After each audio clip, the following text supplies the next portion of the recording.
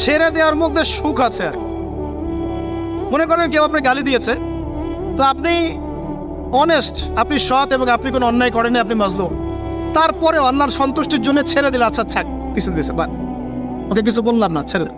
এই ছেড়ে দেওয়ার মধ্যে যে এত সুখ, এটা আপনি বুঝতে পারতেন না। এই সুখটা উপলব্ধি করেছেন স্বয়ং রাসূল সাল্লাল্লাহু আলাইহি ওয়াসাল্লাম। মক্কা বিজয়ের দিন ওই যে বহু মানুষ এসে কি বলেছিল, ভয়ে কাঁপছে যে রাসূল সাল্লাল্লাহু আলাইহি ওয়াসাল্লাম তাদেরকে আবার মৃত্যুদণ্ড দেন কিনা, আছে না? আল্লাহ নবী বললেন যে লা তাসরিবা আলাইকুমুল ইয়াউমা, তোমাদের উপর আজকে আমার কোনো অভিযোগ নাই, ওয়া আনতুমুত তুলাকা, তোমরা মুক্ত, যাও, ছেড়ে দিল। এটা শান্তি। ইউসুফ আলাইহিস সালামের ভাইরা কুয়াতে ফেলে দিয়েছিল না, সেখান থেকে মিশরের বাজারে, সেখান থেকে রাজপ্রাসাদে, সেখান থেকে জেলখানায়, জেলখানা থেকে রাষ্ট্র ক্ষমতায়। কি লাইফ ট্র্যাজেডি, লাইফের ট্র্যাজেডি দেখেছেন? এখন ইউসুফ আলাইহিস সালাম যখন শেষে ভাই থেকে চিনলেন, তিনি কি ভাইদের প্রতি প্রতিশোধ নিয়েছেন?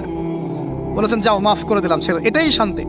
আল্লাহর জন্য ত্যাগের মহিমার মধ্যে শান্তি আছে। আল্লাহ পাক আমাদেরকে ত্যাগ করার তৌফিক দান।